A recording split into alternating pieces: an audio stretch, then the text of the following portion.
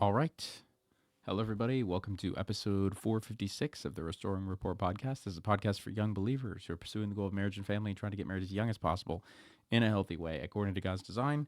My name is Seth Hensley. I come on this show twice a week, every week on Thursday and Sunday to discuss not only the benefits of getting married young, but I try to equip and encourage you in your pursuit of that goal. And today we're going to be reviewing a video where this dude interviews 100 married couples asking for dating advice and the secret to a lasting and healthy marriage. And we're going to see what their answers are or talk about them. And I'm going to give you my perspective on it as a guy who really believes marriage is something that can change your life for the better and has firsthand experienced that and seen people in my life firsthand experience that as well, especially people who have good marriages and that I respect. And so without further ado, we're going to go ahead and get started. Before we do that today, though, be sure to let me know what your thoughts are on not only this episode and everything I talk about, but what this guy says as well, and your take in the comments on what he says about the secret to a good marriage is. And be sure to go follow us on YouTube as well. Seth Hensley is where we are on YouTube. It's the yellow background, Seth Hensley. So just search SETHHENSLEY on YouTube for our video content. You really are missing half of the experience if you're only listening on podcast platforms. So go follow us on YouTube there. Thank you so much for listening today. Again, let me know your thoughts in the YouTube comments or by sending us a personalized voice or text message on Instagram and social media to our podcast page, or you can leave a written rating or review on whatever podcast platform you use. Would appreciate that. But let's go ahead and start and see what he says. Successful, long-lasting marriage. And their answers have taught me more about love and dating than any book, course, video, or school ever could. And in this video, we will be sharing some of their most insightful, emotional, and knowledgeable pieces of advice we have heard to date. How long have you been married for? 40, Huh? no, 1987. Can we do that math really quick? 67 this will be years. 37. Yeah, there's a times 10 factor. You lose track. You guys are married? Yes, we've been married many years. How many? Good. It's always See if it's he knows. always like that. See if it's he knows. always 54 years. Yes, 54 years. We met in 71. We've been together 53 years. Yeah, almost 50. Wow. I kind of feel like a lot of my friends, like after 20 years of marriage, you want out. 40 years of marriage, you're like, oh my God, what have I done? They never make it to the good part.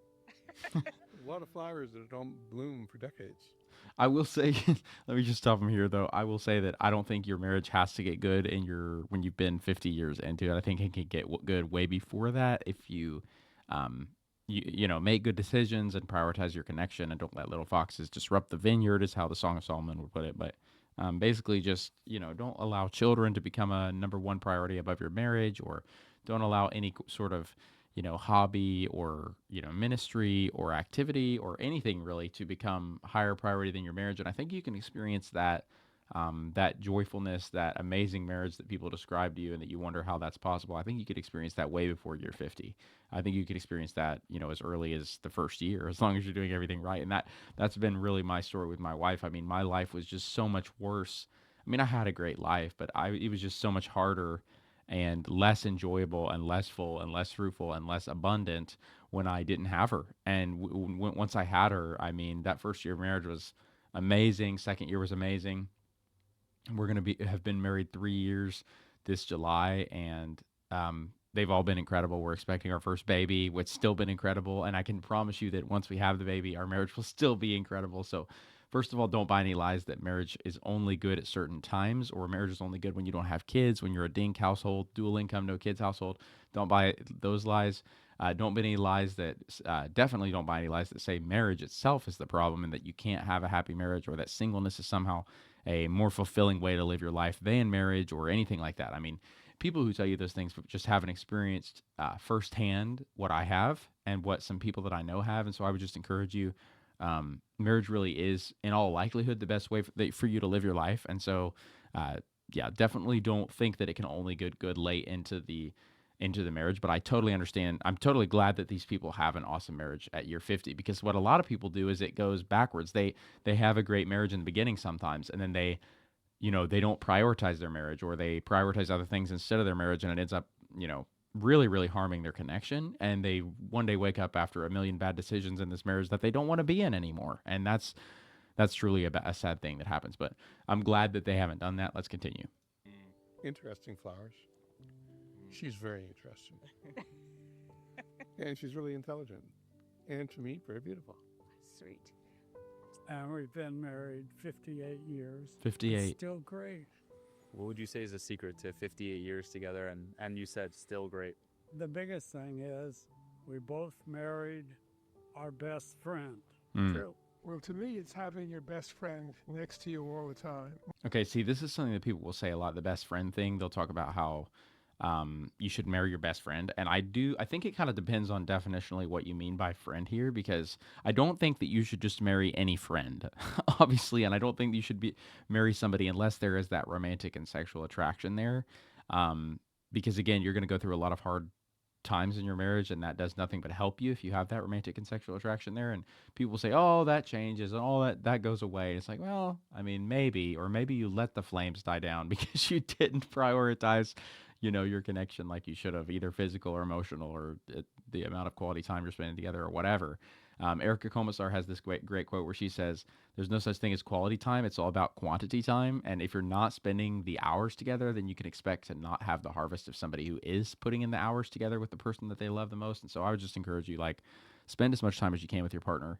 And that, I think, will really help you. But should you marry your best friend? I think, okay, here's what it means. Like, if you mean that you should marry somebody that you love spending time with and you never want to be away from, and when you're apart from them, it makes you feel like there's this hole in your heart, and you feel this loneliness creeping in, and you feel like you've lost an arm or some major organ. I think that's a good thing. Like, that is the kind of person you want to marry. Now, I don't know that best friend is how I would describe that. I don't know that I would pick those two words to describe the kind of person where you just feel the weight of their absence. But if that's how you're using best friend, then yeah, I totally agree. But I don't think you should marry someone that you have a platonic interest in, or just, maybe an interest in how well they handle A, B, or C issue, or you admire them because of something they've done, or you find them fun to be around. I don't even think any of those things are enough to marry somebody for. I think you do need to have that. Yes, you need to be aligned on all those things, and you need to find them fascinating and interesting and like spending time with them, but you also need to have that romantic interest. You also need to have that sexual attraction. I think those are two big things. So that's the only caveats I would give to people who say that you should marry your best friend. Because, yeah, I do think you should marry somebody that you're really close to. I mean, me and my wife, for example, I love spending time with her. I do not want to be away from her ever. Like, even recording this podcast, I wish we were doing this together. Now, this is something that she doesn't really want to do as of right now. I think it's because she doesn't like being on camera. Because, we recorded a podcast together the other day, and we got to, which literally I had to ask her a couple times, and I had to not push her, but say, hey babe, I really want to do this. Will you do this with me? And so she ended up doing it with me. But then I got to the end of that 40-minute recording or whatever. Maybe it was only 30 minutes or something, but and the audio is corrupted. And so yeah, I didn't even get that episode to air for you guys. And yeah, but anyway, so even right now, I'm just saying I would rather be with my wife than without my wife. I don't think if you're in a situation where you're saying you're doing something and you're saying, I would rather be doing this alone than with my wife, I think that is kind of a problem. Personally, now I know there's extroversion and introversion here, but I actually classify myself as more of an introvert, but I still would rather always be with my wife. I think there is kind of an exception to that rule here. I mean, let me know what you think, if extroversion and introversion plays a role in your marriage here, as far as how much time you want to spend with your partner. Do you think it's a problem, like I do, if you don't want to be with your partner doing something, if you would rather be alone doing something? I don't know. Maybe I'm off there, but that's just my personal opinion. I think that you should kind of enjoy spending your time with your partner so much that you just want to be with him or her all the time. But let's continue. When Ann goes away for a few days, I'm sort of out of sorts. We're together Same. 32 years. We've known each other for 50 years. But somehow we never got, and we were single. Yeah, right. And we we got involved with other people and went separate ways for 18 years. And might have had a child together. That would have been awfully nice. I was younger. I worried a lot about finding love in my life. Enduring love, whether it was living with someone or married to someone that didn't work out. Mm-hmm. Then we're together 30 years, so we came together fairly late in midlife. And yes, it was that important. Yeah. And as you get older, it gets even much more important. Well, companionship. The most important decision you make in your life is your marriage and who you marry. That can make or break it, as we all know. It can be they can encourage you in whatever you're doing, discourage you. The best thing that I ever did was I met Joan, and it was the best decision I ever made. I was 23 and she was 20, so that was. By the way, that was the national average age of first marriage in 1960, exactly 23 for men, 20 for women. Today, it's more like 27 for women and 30-ish, 29, 30 for men. So we've postponed marriage about 7 years later into the future on average than they did, 60 years ago, 70 years ago. And so I would just encourage you guys, like, I don't know. I think of all this time that this couple is going to have. I mean, I'm pretty sure I saw that guy was 90 and she was 88. The guy that's talking right now. I mean, think of all those beautiful years they've had, like 70 years, almost 70 years together, guys. That you could have with your partner. And some of you might be thinking, well, like, why would I want 70 years with my spouse? I can't even stand to hear her chew or he snores or and I'm like, okay, if you're saying that kind of stuff, then your marriage is not the best. I'm sorry. It's not like I'm not trying to insult anybody here, but like marriage is a beautiful thing. Is everything about it easy? No, but everything about it is worth it. And it's way better than living alone. Like my gosh, like when I compare my life like when I was single and then now post marriage, it's just there's no comparison. It's like universes apart. Like how happy I am now compared to how longing I was then. Like, I mean, it's just not even close. It's not even close. And you go through all the hard things of times of life together, then you're able to bond with somebody for all that much more time, the earlier that you're able to get married in a healthy way. Like, I don't know. Look at this couple. Look at this couple. 70 years into this relationship, they've been able to bond and do life together and be there for one another. And I think it's better conducive to think of how much. I mean, I don't think you can have a healthy sexual life outside of marriage, but look at the life they could have built themselves here in every department, like raising children. You've had all that time to have with your children and everything. You've got your career. You've gone through your entire career basically together. You've gone through your entire it's like all your work years and retirement together. You've gone through like even your early like maturing and growing up phase together. I just think that can be a beautiful thing instead of going through all these major life transitions and life difficulties alone. I really think it could be a good thing for you to do it with somebody. I mean, that's definitely the case for me. And let me know if you're like me in the YouTube comments. But I just admire people like this. I mean, this is amazing, really. Our 20s. You got to have your mate with you as long as possible when you get older. Yeah. Be single when you get older is not good at all. It's How long not good have you guys been anytime. married for? It's not good anytime. Being single, I don't think is good anytime. Anybody who's trying to sell you that lie has a bad experience with marriage, in my opinion. Anybody who tells you that singleness is better than marriage, in my opinion, has a bad experience with marriage, either firsthand or secondhand experience with marriage. Like they've not seen good marriages modeled for them, or they don't have a great marriage themselves. And that's why they're telling you that singleness is this awesome destination vacation. When really what it is it's a permanent loneliness fest with unhealthy sexual coping mechanisms and habits building for years when you like up until you actually meet somebody that you want to spend the rest of your life with. That's what it is. It's going through all your life problems alone instead of with a helper. It's going to bed alone without somebody to fall asleep next to. It's having to conquer every problem without as much support as you would if you were married. Even if you have a great family and a great support system, why would you not expand that through somebody that could be closer to you than any other kind of human relationship possible on the planet? Like, there's no good reason for doing that, in my opinion. Save maybe the fact that God has maybe intended you to be single, which Paul talks about in 1 Corinthians chapter 7. But other than that, guys, like I really don't think that there's really any perks to being single that marriage doesn't have. I mean, all the perks that people will throw out are selfish, hedonistic, pleasure seeking, experimentative lifestyles. They're not, and they always lead to death, in my opinion. They don't actually deliver on the joy they're promising you. They overpromise on the joy and underdeliver, and they sell you a less than the best experience than marriage in every single department. It's a more short-term pleasure. It's not a long-term pleasure. It's instant over delayed gratification. It's taking the cheap option early instead of the expensive and quality option that is available to you if you put in a little more work. That's what it's doing. And so I would just encourage you, singleness is not this amazing thing that it's cracked up to be.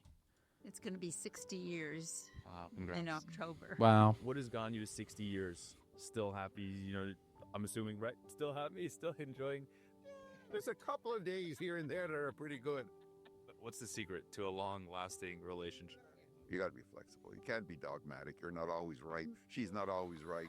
It's the way it is. I know what she's going to say. You told me I'm allowed to talk, not you. So I'm talking. You can't let things fester. You got something on your head, you talk about it, you resolve it, finish That's it. Can you define the word? I think that's true, and I think that's true in a way that most people don't understand. Most people would agree with that, but they wouldn't agree with the timeline that expires between the initial conflict or hurt and the resolution of that conflict or hurt. Like most people would not say that the time was what that elapsed between those things was what matters. They would just say that it's the fact that you created restitution and apologized and forgave in the end. But I would encourage you guys to like the less time you can have elapsed between the hurt, the heartbreak, the struggle, the breakdown, the whatever, and the restitution, the restoration of the relationship, the forgiveness, all that, the happier your entire life is going to be, and the healthier your entire connection is going to be. So I would just encourage you, like, don't wait. The Bible says it like this: "Don't let the sun go down on your anger." And I would say it like, do not, if there's a point of division between you and your partner, if there's anything that's disrupting connection, that has to be gotten rid of and destroyed with a furious intentionality quickly and not slowly, because every second that you spend upset from one another or apart from one another or on a different team than one another is, in my opinion, just moments of your life wasted that you could have been on the same team and unified and aligned with each other and encouraging one another and experiencing the joy that comes from a healthy relationship that God's designed you to have. So like, why would you have the less good life here? Like, don't postpone reconciliation. Don't postpone restoration. Like, get it done. If there's a problem, fix the problem. Be the first to say I'm sorry. Race to say I'm sorry. Get the I'm sorries out immediately whenever you do something wrong. Don't wait. Don't wait. And definitely don't wait to forgive either. I mean, I think she's got a great point there, because you get to spend more of your life feeling the results of a healthy connection with your partner instead of a fragmented and disconnected relationship. Love for me. I don't know what the hell that is. I can't define it. If you can smile, regularly, you're okay. A lot of it is it's caring, it's respect. Don't pick fights. Respect. And I mean, love. What's love? He's crazy perfect, So you got married at 87. With that lady there. 87. Married for 3 years? Wow. Wow. You've been married 3 years. You got married at 90. That's so interesting. These people were married. These people were 90 years. Well, they were 87 at the time. Now they're like 90 and 90. She was 90 when she got married. Look at that. It's crazy. You don't see that much. I'll tell you that. Not because I think marriage is an undesirable situation when you're older, but I think it's rather because people have already had a partner at that age, and usually the partner has passed away in their later life. And sometimes they're not always able to find love again. And I would even say it like this: sometimes they don't want to find love again because there's something about it that they're unable to get past, even though their partner has passed away. It's hard for them maybe to think about anybody else in that way, and they have such strong memories with another person, and they're close to the end of their life, and they might not feel like starting over in that way. I just don't know. Everybody's different. This is a complicated thing that I don't talk about a lot on this show. It's like older people getting married. Like, I don't really talk about that because I don't know. It's that it gets a lot more complicated, because usually the reasons that I bring up for getting married, some of them are a little bit different when you are late in life, like really, really late in life, like these people are. But here they are. They've still chosen to get married. Like, what's the reason for that? The reason has to be that they would rather spend their life together than apart, even at that late age, guys. Like, I think marriage has something for people of all ages. It's not like it's just good for young people. I think that it can be a beautiful thing for the older people as well. Just really, really cool. I like that. That's a really cool story. To a younger man, you're a cougar. Congratulations. Oh, my word. There you go. Robbing the cradle. Hardly. What I have felt in this relationship is that I hadn't felt any red flags. So, okay, so love is no red flags. I had a friend who once said, I love it in life when all of a sudden the lights go green. That's what's happened. I like that you're looking at him too when you said all this. Life worked very well when after I met my first husband died. After I married John, life was just very, very good. We've been fortunate enough to always travel, so we've been almost everywhere. We've just had a wonderful life. We're very lucky. Love is not looking in each other's eyes, but it's looking together in the same direction. What would you say is the key to a successful, long-lasting marriage? Patience, good principles, you know? Yeah. That's important. And let me just stop and give you the Christian perspective on this. She's like, what good principles? Where do those principles come from? Where does morality come from? Where does the good life come from? Where does anything that's good come from? I would say it comes from God. The Bible says that God's the giver of every good and perfect gift, and that in him there's no darkness at all, no shadow of turning, and that he gives generously to all without finding fault. To those who ask for wisdom. And I think that God's the source of all morality. All morality in the world today, all the laws that we make to reinforce the moral laws that God has designed, are there because of God. They're there because God has a nature, God has a character, God has rules that he's established. And through the words of Scripture that we can then, align our life with to live and find the good life, the abundant life. That Jesus makes available to us, according to John 10. I just think like we need to be explicit with young people when we're telling them like, where does goodness come from? Why is it important for you to be good, so to speak? Why is it important for you to live an upstanding moral life? Why is it important to be righteous? Why is it important to, be a law-abiding citizen? Why is it important to do the right thing? Why? What's the reason? Why do we encourage people to do that? It's because we're commanded to by the person who made everything. It's because the way the universe was designed is you get good things for doing the right thing, and you get not so good things for doing the wrong thing. And the reason that is because there's a lawmaker, there's a law creator, there's a designer to all this. It's not just random chance. It's not just chaos. It's not just meaningless. Get what you want, get what you can while you can because you're going in the ground. It's not like there's a purpose, there's a reason, there's a morality. There are what she says principles, good principles, okay, good wisdom. There's a reason for all that stuff. And I would just encourage you guys, the sooner you find that, the sooner you find the fear of the Lord and the respect for the rules that he's designed, the better and the easier your life's going to be. In other words, you don't get to decide the rules of the world, but you do get to decide whether or not you live in alignment with those rules and therefore get the good harvest that comes from abiding in those rules. And so, yeah, I think this is a beautiful thing, what she just said. Really, really cool. Oh, yes, okay. Di la tua opinione. That is my opinion. How do you appreciate each other for so long? My wife is really a wonderful wife because she is every time very, very correct with me. I'm correct with everybody. Anyway, all human beings, not only... So you're always right. I'm a little bit of a nun. What are the sacrifices? He asked there, what's the secret to staying, like, I think he said, like, fascinated, or there was some word like being invested or, like, grateful for, or, like, enjoying each other for that long.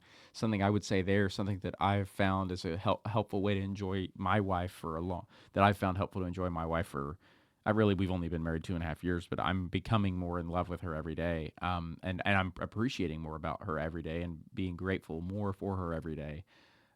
That God has made her the way he has, and that I found her. I mean, that's imagine my life without her. When I do that, it's just darkness, man. It's just bad. It's bad.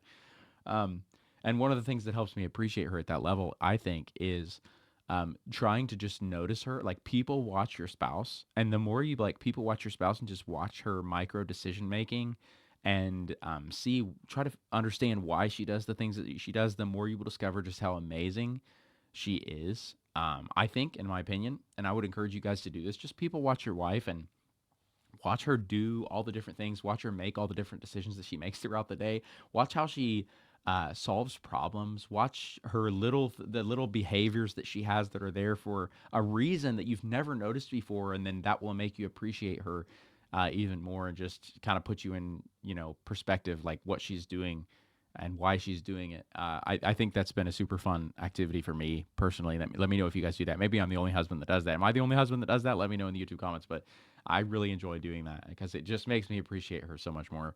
And that's one of the questions he asked, so that was good. That you guys had to make or have to make in order for this to work? Quite frankly, I don't think I made any sacrifices. I guess that marriage is not for everyone. Not at all. God, I mean. Some people are thinking, oh, I have to sacrifice like my freedom and this and that. No, I think you have more freedom when you have a committed relationship. What they mean is I can't do what the sinful and self-gratifying and pleasure-seeking and hedonistic things that my selfish nature wants. That's what you can't do anymore. You can't go out and sleep with anybody you want. You can't go out and just drink yourself into a stupor for the next day. You can't go out and become an addict, a meth addict, just because that would blow up your wife and your kid's life. Like, you have more than one person to think about now. You're not just blowing your life up if you have a 60-year porn addiction. Now you're blowing up your wife's self-esteem and your children's relationship with the opposite sex for the rest of their life and how they see men and women. It's just like, yeah, you can't just live any way you want when you're married. And that there is kind of that bondage to it, but I would say it's like being slaves to righteousness, like the Bible talks about. Like, it's actually a better living situation than being a slave to sin. Like, we're all serving something. What do you want to serve?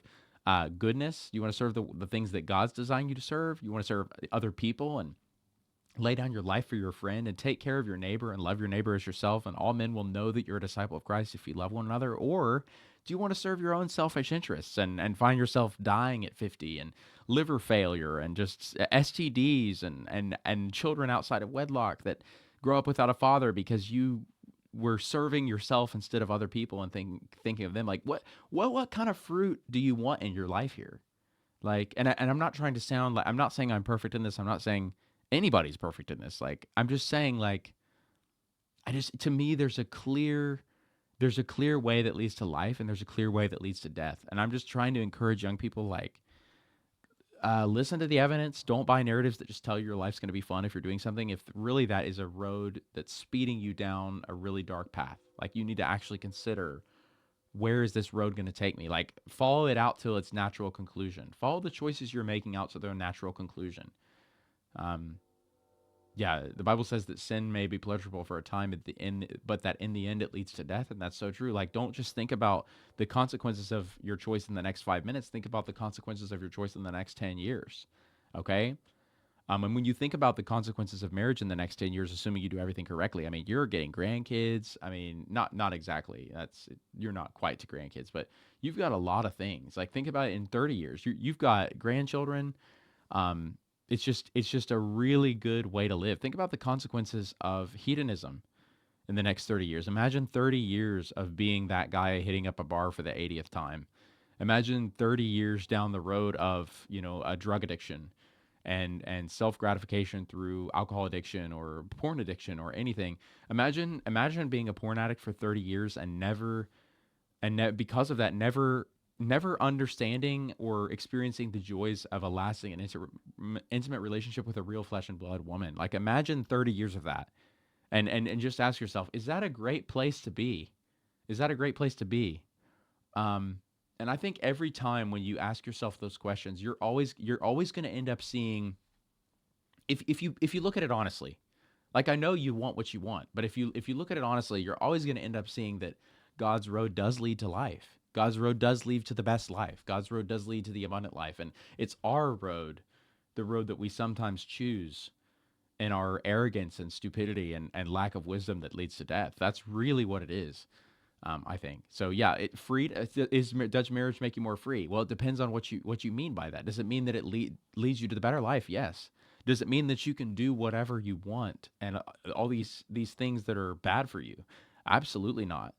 Absolutely not. Marriage is going to keep you from doing those things. And I would say that's a good thing. Having no freedom there is actually a good thing. Having no bondage there, being tethered, being anchored to something, is actually a good thing, instead of being sort of floating around in this ocean of frivolity and promiscuity and, devastating, health choices. Like, I don't see, Yeah, you've got to give that up when you get married. Yeah, you don't have the freedom to do that anymore. But what you do gain is freedom that you would never know if you just spent your life addicted to pornography or drugs or alcohol or whatever it is. It doesn't matter.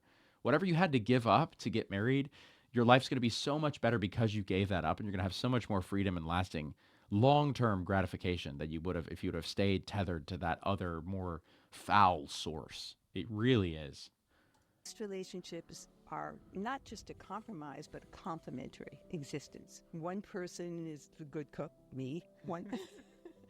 One person takes care of the finances, him, and that gets worked out in a relationship. But I think it's also an attitude toward life in general. I mean, I guess you could ask somebody, what kind of sacrifices do you make for your job? Well, if you really like your job, you don't look at it like a sacrifice. A good marriage gives one a sense of safety and comfort. It allows you to grow. Just like a child who feels secure in their relationship with their parents is then willing to go out in the world independently, knowing that there's a good attachment. That's what marriage is.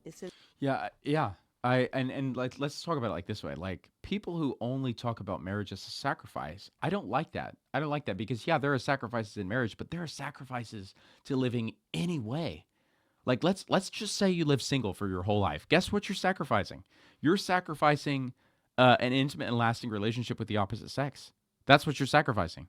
There's always something good that not always something good. Sometimes it's something bad, which is great, but there's always something you're missing out on by sacrificing. It's like I think the fruit of marriage far outweighs any good fruit that could possibly come from singleness, in my opinion, except for, very rare circumstances, like I said.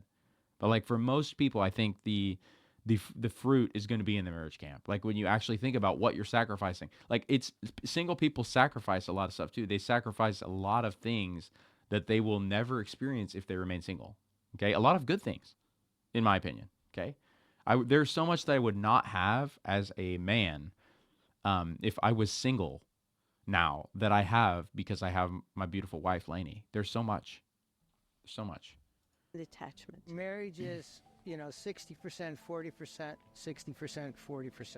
Isn't that 50-50? I'm usually the 60. I would hope so. Yeah. I've heard from my dad. That's the standard. That's the best way to go. 60 is pretty good for. I'm glad he's getting. I would say it's like this. I would say this guy right here, his marriage needs to be 100%, 100%, and this woman's marriage needs to be 100%, 100%. I think you should be giving 110% of yourself at all times. And when both of you are doing that, that's when you have a marriage that is out of this world good. That's when you have a marriage that is out of this world good, because that's what God's designed you to do. Again, the good fruit comes from doing things God's way. God talks about husbands laying down their lives for their wife. Well, it's God through Paul, scriptural. All scripture is God-breathed and useful for teaching, rebuking, correcting, and training in righteousness. Paul wrote something that is incredible, is God-breathed and useful for teaching, rebuking, training in righteousness, when he said that husbands should serve their wife as Christ served the church and give himself up for her and lay his life down for her. And that's a beautiful thing. Like, I think it's when you're giving yourself, when you're giving 110%, that's when you actually have the amazing marriage that is possible, I think. 40 at least, We're 67 years married. No matter if we do get in arguments, which happens at all times with all people, we try not to let it hang over till the next day. We have it set in our lives. There it is. There's the pattern, that don't let the sun go down your anger thing that we talked about earlier. Like, don't wait to solve problems. Solve them when they come up. Don't let years and don't let days and weeks and months and years elapse with a problem still present in your marriage. That's what I would encourage you with today. Like, how many people have we heard here say this? Like, in this interview, he's talked to, I don't know, probably like 10 couples so far. He talks some more later in the video. We won't get to them all because it's a long video. But my point is, like, it's popped up quite a few times. Solving problems early and not letting them fester was the language that one of the other couples used. We embrace each other every morning, no matter what happens. That's so good. Awesome. And it erases any problems that we might have had. It brings us back to a decent level relationship. I think that's important. I love that. After speaking with thousands of people, including a lot of entrepreneurs and founders, I have found one big issue. Most chaos in business and life doesn't come from chaos, but rather losing track of what's actually happening in life. A deal moves forward, but nobody follows up. An order comes in, but you're not sure what is in stock. The sponsor of today's video, Odoo, helps to fix that. Okay, he's going to move into an ad, and I'll probably wrap up the episode here because I've talked to you guys for a while now. But I just think this was such a cool episode because you get the real life experience of all these people, and you actually get to see the fruit. Like, you don't really get to see the fruit in the sense of you see how happy they are, but like you can see just how much time they've had together written on their face. I mean, these people have wrinkles here. I mean, they think of all the time that they've had together during those years. I mean, I just think that's an amazing thing to think about, and what an awesome way to live. How well do you know somebody after that long? Like, it's basically like they're a part of your body at that point. It's like Paul talks about two becoming one flesh. They really are. At that time, at that point in your life, when you've been married that long, you have to be so close with that person that you know literally everything about them. You know, like, they're a part of your life, and that you couldn't function normally without them there. They're somebody that you depend on heavily. They're somebody that you rely on and need and get a great deal from without just by them existing and being next to you, because you're so integrated and connected to each other in all departments, emotionally, physically, mentally, everything. And so I just think that's a beautiful thing. I hope you guys have enjoyed listening to these couples today. If you have, reach out and let me know what your thoughts were on this episode through the link in the show notes. I would love to talk to you there. It'd make me feel super connected to you guys as audience members, and it would make this podcasting system two-way. You can also follow the Restoring Rapport podcast on Instagram and Facebook if you're interested in the content we post there as well. So thank you guys so much for listening today. God bless you guys, and I will talk to you next time.